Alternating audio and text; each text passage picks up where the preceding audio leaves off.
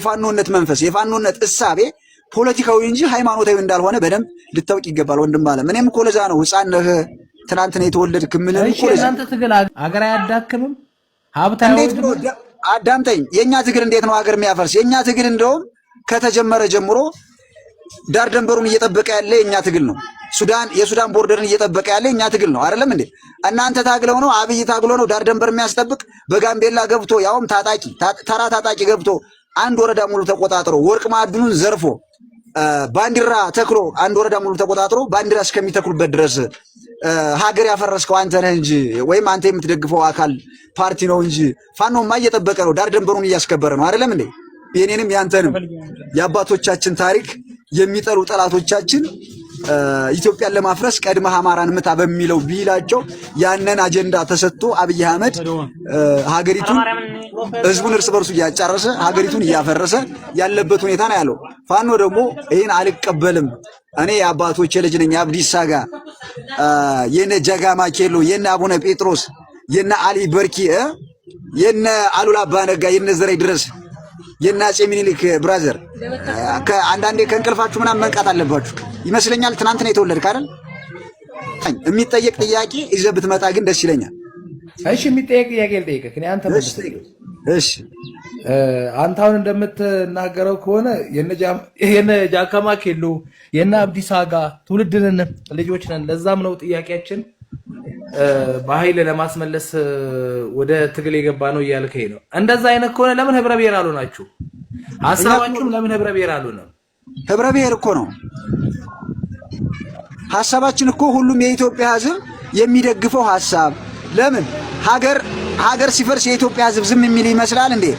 አብይ ከመጣ ጀምሮ ወደብ ያስመለሰ መሰለህ? ደንበሩን ያስከበረ መሰለህ እንዴ? የኢትዮጵያ ህዝብ እኮ ዳር ደንበሩ ተደፍሮ ልጆቹ ያለምንም ምክንያት ሙተውበት ያለምንም ምክንያት ቆስለውበት በሰላሙን አጥቶ ወጥቶ መግባት አቅቶት የሀገሪቱ ሌላ ግድብ ገድበን አገራችን እናለማለን ብሎ ሲያስብ የሀገራችን ህዝብ እንደገና የጠላቶቻችን ተልኮ አምጥቶ የትናንት የአድዋ ተሸናፊዎችን የግብፅን ተልኮ አምጥቶ ሀገሪቱን እንደገና ደም በደም እያደረገ ያለ ስርዓት ነው አይደለም እንዴ? ታዲያ ይህን ስርዓት የኢትዮጵያ ህዝብ የሚደግፍ ይመስላል? ፋኖ እኮ የኢትዮጵያ ህዝብ የሚደግፈው በውስጡም የተለያየ ብሔሮች እየታገሉበት ያሉበት ሁኔታ አለ። ይሄንም ማወቅ ትችላለህ አይደለም እንዴ? እና አብይ የሚመራው ነው ህብረ ብሔራዊ ባፉ ስላለው ነው። እኛ በተግባር ነው ብራዘር፣ የሰማይ ነው። ቆይ በተግባር ነው የምንሰራው። ቆይ ስማኝማ አንድ ጥያቄ ልጠይቅህ። እሺ ጠይቅ እስኪ።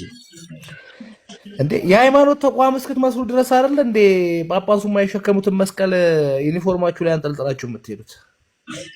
ምን ችግር አለው? ሰው ማንኛውም በሃይማኖቱ የፈለገውን ቢያደርግ ምንም ማለት አይደለም። አሁን አንተ የምትፈልገውን ሃይማኖት ልትከተል ትችላለህ። ይሄ እኮ ሃይማኖታዊ ተቋም አይደለም። ሰው የሚፈልገውን ሃይማኖት ግን የግሉን እንደፈለገው ማራመድ ይችላል። እኛ የማንንም ሃይማኖት ወክለን አይደለም። ሰው ሙስሊሙ የሚፈልገውን ያምናል፣ የሚፈልገውን ነገር ያደርጋል። ነገር ግን እኛ የጋራ ሐሳባችን ምንድነው?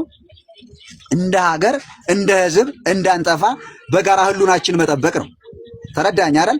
ዳር ደንበራችን ማስከበር ነው። የሚያግት እኮ አብይ ነው። ይኸውልህ የሚያግት አብይ ነው፣ የሚገላ አብይ ነው። ተረዳኝ። እናንተ አባላቶች አግተው የማረክነውን ሁሉ ለቀይ መስቀል የምናስረክብ ዓለም አቀፍ ህግ የምናከብር ሰብአዊነት ስሜት የሚሰማን እኛ ነገር ያለው የአባቶቻችን ልጆች ነን። ጀግንነትንም ደግነትንም ከኛ ጋር ታገኛለህ ብራዘር። ከቻልክ ችግር የለውም በሁሉም ነገር መተማየት ትችላለህ። እና ያንን ነው እያየህ ያለው። ያ እውነታ ደግሞ እናንተን አልገዛችሁም። እኛ ጡት አንቆርጥም። እኛ ሰውን ለፖለቲካ ብለን አናርድም። ሃይማኖትን ከሃይማኖት ጋር አናጋጭም። ተረዳኝ አይደለ? ብሔርን ከብሔር ጋር አናጋጭም። እኛ ነገ በዚች ሀገር ላይ ሰላም እንዲሆን ሀገራችን እንድታድግ እንፈልጋለን። ሀገራችን አንድነቷ እንዲቀጥል፣ የጋራ ታሪክ እንዲኖረን፣ የጋራ ሀገር እንዲኖር የሁሉንም ቋንቋ በስርዓተ ትምህርት ውስጥ አካተን ይህን ስርዓተ ትምህርት ሁሉንም ቋንቋዎች ሁሉም ኢትዮጵያዊ እንዲማራቸው፣ አማራውም ኦሮሞ እንዲማር፣ ትግሬውም እንዲማር፣ ትግሬውም አማራውም በዛ ልክ ተማምሮ እርስ በርሱ ተግባብቶ ከዛም በኋላ የጎረቤት ሀገሮቻችን ደግሞ የሚጠቀሙትን አረብኛ ቋንቋን በስርዓተ ትምህርት ውስጥ አካተን ጎረቤቶቻችን ጋር በደንብ ተግባብተን ከዛ ኢትዮጵያን ብቻ አይደለም አፍሪካን ሁሉ ነገር ለማሻገር የአፍሪካ ወጣቶች ተስፋ ያደረጉት ትግል እንደሆነ አታውቅም እንዴ ብራዘር? ይሄ የአፍሪካ ወጣቶች ትግል ነው። ይሄ ዘመናዊ ወጣት ነው አባቴ። ይሄ የተለያዩ ዳይቨርሲቲዎችን ያማከለ ግምት ውስጥ ያስገባ ርዕዮተ ዓለም ነው የሚከተለው። ከዚህ በፊት እናንተ እንደምታስቡት አይደለም። አባቶቻችን የሰሩትን ታላላቅ ጀብዶች፣ ጀግንነቶች፣ ደግነቶች እናስቀጥላለን።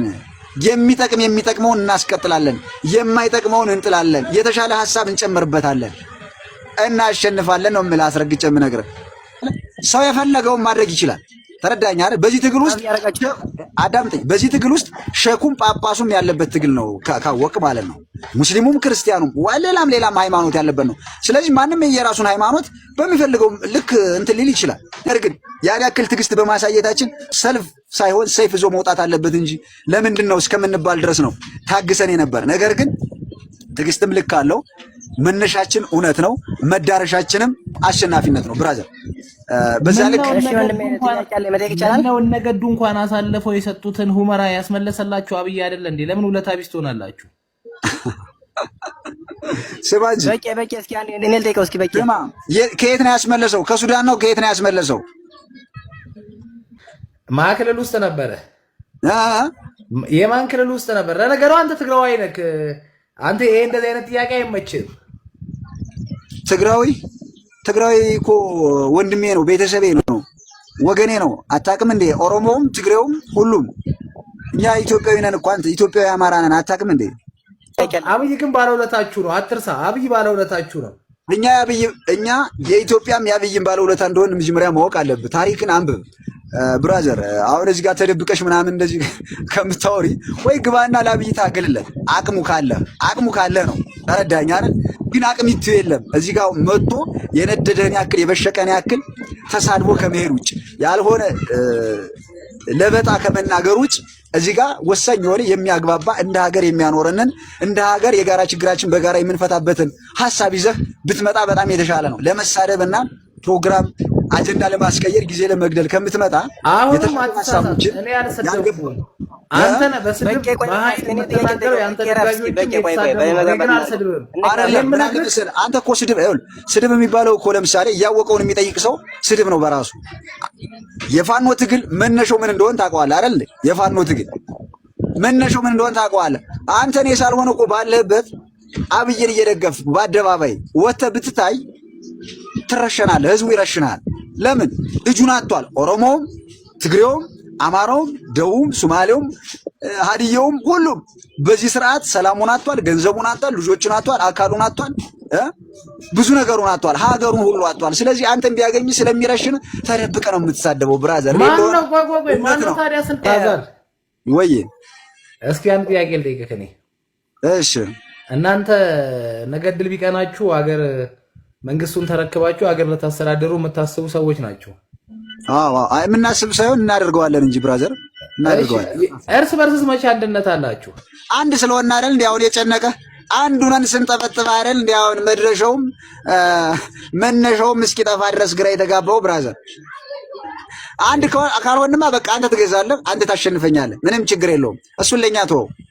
ይሄ እዚህ ጋር የምታወራው አንተ እስክንድር ነጋን ትግል ትደግፋለህ? አንተ የእስክንድር ነጋን ትግል ትደግፋለህ? እደግፋለሁ። እስክንድር ነጋ ፋኖ አይደለም? አሁን በአንተ ቤት ከፋፍለው ሙታል አይደለም? ፋኖ አልኩህ እኮ። በሰላም እጅ የምትሰጥ ከሆነ መጀመሪያ 3 ነጥብ አስቀምጥላለሁ፣ እነሱ መልስልኝ። በሰላም እጅን የምትሰጥ ከሆነ አይነካም። አሁንም ጥሪ እያደረገ ያለ የሚኒሻ የኔ ጥያቄ አልተመለሰም። ካድሬ በሙሉ ወደ ቤትህ ና፣ ወደ ራስህ ተመለስ፣ ከወንድሞች ጋር ና። አንተ ተዋግተህ አብይን አታድነውም። ኦሮሞ ወደኛ እየመጣ ደቡብ ወደኛ እየመጣ ሶማሌው ሁሉ ወደኛ እየመጣ ባለበት ሰዓት አንተ እዛ ጋር የምትሞትበት ምክንያት ምንድነው? አብይ ነገ ጥሎ ነው የሚሄደው ነው እያልን ያለ ነው። ስለዚህ ከምትሞቱ ኑ። ከገጠምን በኋላ ያው ታውቀዋለህ፣ ጥይት ነው በሎሚ ምናምን አይደለም፣ በቲማቲም ምናምን እንዳይመስልህ። ተረዳኝ አይደለ? የፋኖ ጥይት ደግሞ መሬት ጠብ አይልም፣ እዛው ግንባር ላይ ነው። ስለዚህ ወንድሞቻችን እንዳይጎዱ ኑ እያልን ነው። አሁንም ጥሪያችን ኑ ነው። ተበድለንም ኑ ነው፣ በድለውንም ኑ ነው። ለምን? ወገን ስላላቸው፣ ቤተሰብ ስላላቸው፣ ልጆች ስላሏቸው የሚሸማቀቁ የሚያፍሩ እነሱ ናቸው ብለን ስለምናምን በዛ ላይ ከሆነም ጥሪያችን እያቀረብ ነው። ይምጡ ነው ብራዘር። የመከላከያ ሰራዊት አባላት አሁንም እጃችሁን እየሰጣችሁ ነው። አሁንም በየሁሉም አካባቢ እጅ እንድትሰጡ እንጠይቃችኋለን። ለምን ለቤተሰቦቻቸው ኑሩላቸው፣ ለወንድሞቻችሁ ኑሩላቸው፣ ለራሳችሁም ኑሩ። ለሀገራችሁም ስትኖሩ ትጠቅማላችሁ። የመከላከያ ሰራዊት አባላት ለዚህ ስርዓት ለወደቀ ስርዓት አትሙቱ ነው የምንላቸው።